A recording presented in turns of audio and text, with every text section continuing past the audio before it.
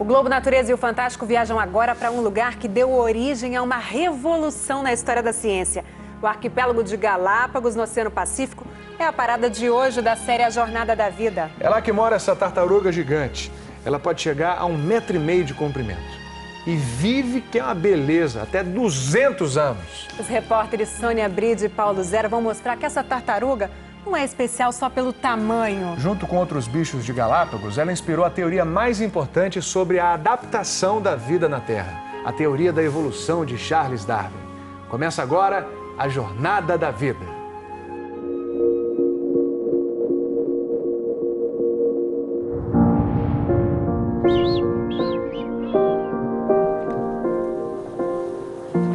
Imagine o deslumbramento dos primeiros homens a avistarem essas ilhas no século XVI. Um arquipélago vulcânico no meio do Pacífico. Tão isolado. Tão cheio de vida. Os navegadores viram as praias, a selva tropical, os campos de lava. Mas um homem viu além da paisagem. Em 1835, um jovem pesquisador inglês passou por essas ilhas. Ele só ficou 5 semanas, mas as observações que ele fez mudaram para sempre a nossa compreensão da vida no planeta. Charles Darwin desvendou aqui os caminhos usados na jornada da vida.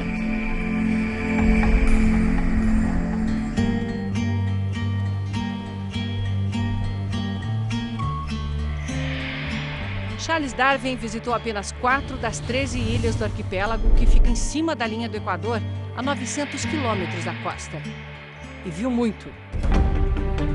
Notou que o mesmo passarinho tinha pequenas diferenças na cor e no formato dos bicos, dependendo da ilha onde estava. Que aqui as iguanas, como em nenhum outro lugar, se tornaram seres marinhos. Que as tartarugas gigantes tinham um formato de casco diferente em cada ilha. Darwin logo se deu conta de que estava num lugar especial, único, que parecia ter sido preservado pela natureza só para responder ao grande mistério da criação da vida. Se tantas espécies eram tão parecidas e ao mesmo tempo com características especiais em cada ilha, isso significa que elas foram criadas assim, já prontas? Ou eram todas descendentes de um ancestral comum, que ao se adaptarem às condições de cada ilha, de clima e de alimentos, foram evoluindo e se transformando em espécies diferentes. Se hoje sabemos como as espécies se adaptam e evoluem, devemos muito a um pequeno passarinho. Não este cantador. Este, o tentilhão. São 13 espécies em Galápagos. Darwin levou alguns para a Inglaterra empalhados, como estes que ainda servem para estudos no Centro de Pesquisas da ilha. Postos lado a lado, as diferenças são gritantes. Alguns de bicos pequenos que comem no chão tiram as sementes de capim. Outros de bicos maiores conseguem driblar os espinhos dos cactos. Alguns ficaram entre o marrom e o cinza, outros pretos. Observando os tentilhões, Darwin compreendeu a origem e a evolução das espécies. Há milhares de anos, só uma espécie chegou aqui carregada por ventos fortes. Os tentilhões eram todos iguais. Quando um deles nasceu diferente, por exemplo, com o bico mais largo, era uma mutação, uma anomalia. Mas graças a ela, onde os cactos eram o principal alimento disponível, esse passarinho diferente conseguia comer em meio aos espinhos. Bem alimentado, mais forte, teve a preferência das fêmeas. Os filhos herdaram o bicão do pai e também a facilidade de comer no cactus. Enquanto os outros que passavam fome foram desaparecendo. É a chamada seleção natural. As 13 espécies de hoje vieram todas de um ancestral comum. Galápagos foi um grande gatilho na cabeça do Darwin. Ele conseguiu formular, então, a teoria da evolução através da seleção natural, que foi o grande achado da teoria dele, o mecanismo que explica a evolução, que é exatamente a seleção natural. Ilha de Santa Cruz, a mais verde de Galápagos. Num pequeno lago, tartarugas gigantes bebem água. bem devagar.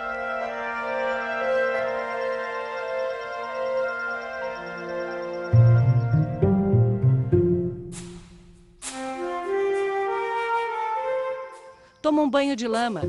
É o spa das tartarugas.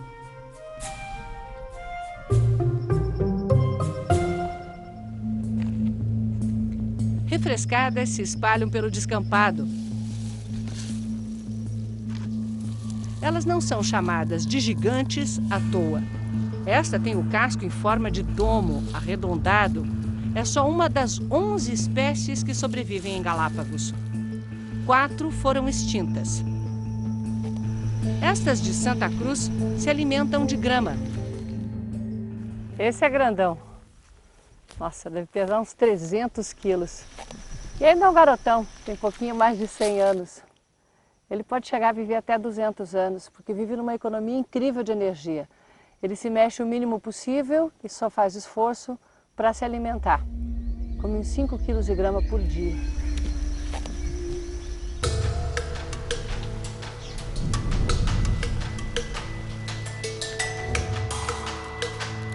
Sem querer, assusta a tartaruga.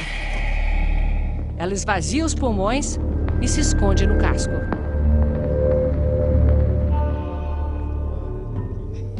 Ao perceber que não há perigo, segue em frente e mostra que não precisa de assistência para se reproduzir.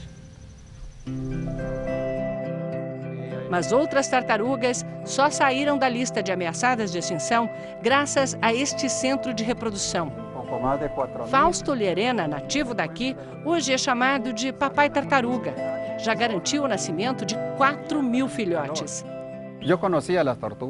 Eu conhecia as tartarugas, mas eu não sabia da importância delas.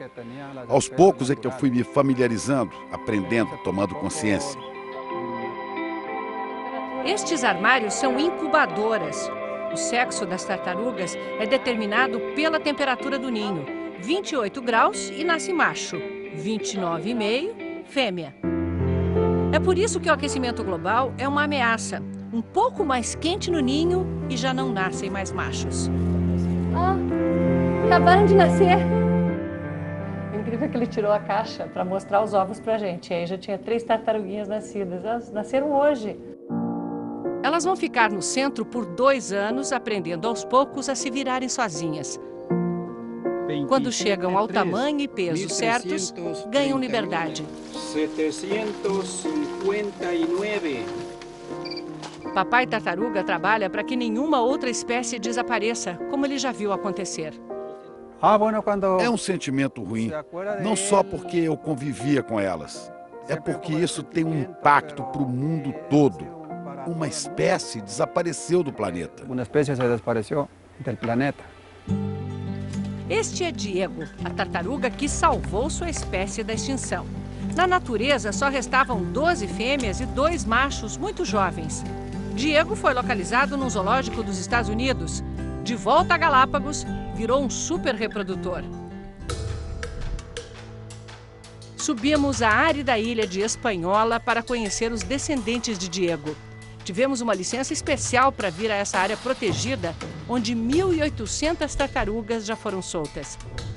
Muitas carregam transmissores de GPS. Assim, os biólogos acompanham seus passos sem precisar enfrentar o calor terrível dessa ilha.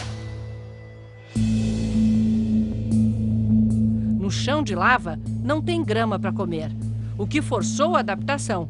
Os cascos têm forma de sela de cavalo. Assim, o pescoção comprido pode alcançar alimentos nos arbustos.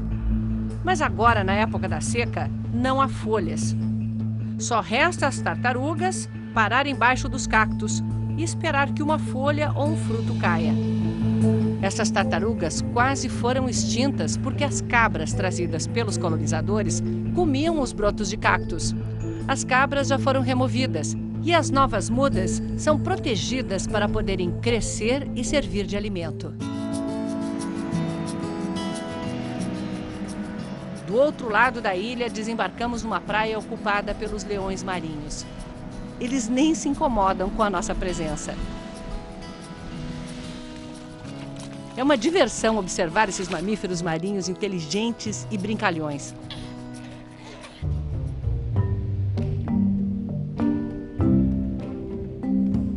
os filhotes não dão sossego para um grupo de iguanas. Quanta curiosidade que atrai o filhote até para ver seu próprio reflexo na lente da câmera. Opa, uma tartaruga encalhada. Ela aguenta firme até a maré subir e atravessa as pedras, ganhando a liberdade.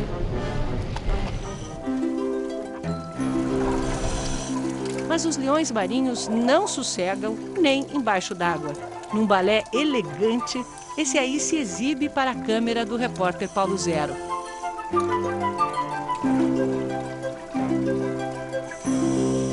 Mergulhamos para ver a riqueza de vida no Mar de Galápagos.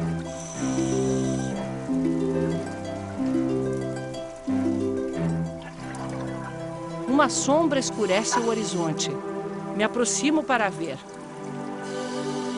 É um cardume de dezenas de milhares de barracudas. A fartura atrai predadores.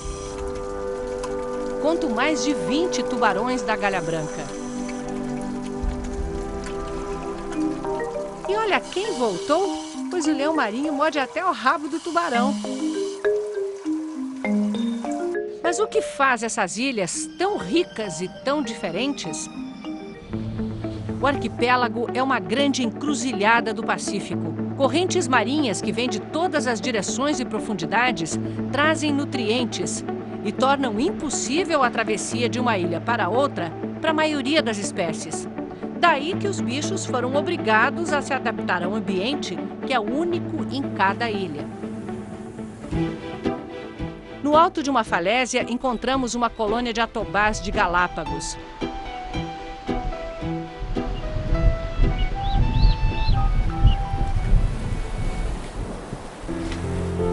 Ali perto, filhotes de albatrozes esperam pelos pais.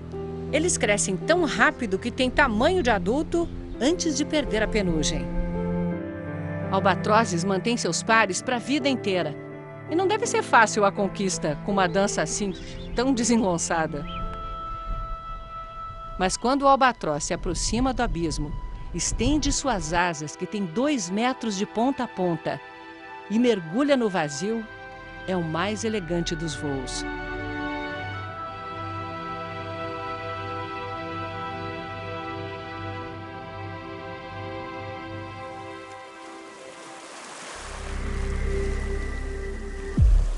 A adaptação mais poderosa é a das iguanas. É um réptil terrestre. Aqui há 3 espécies que vivem em terra.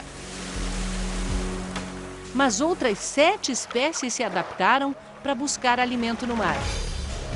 Usam o rabo para impulsionar o nado e vão lá no fundo para comer as algas. Depois de meia hora na água fria, voltam para se aquecer nas rochas. Esses espirros são a forma como eliminam o sal acumulado no organismo. Há apenas 7 espécies de iguanas marinhas no mundo, todas aqui em Galápagos. O arquipélago que é a vitrine da evolução da vida.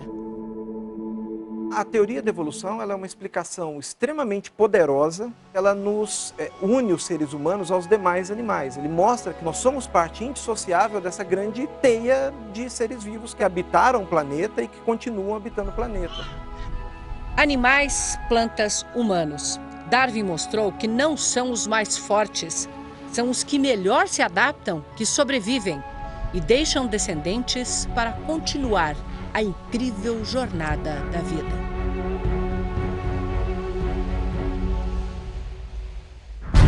Semana que vem, a espécie que surgiu na África e ocupou todo o planeta.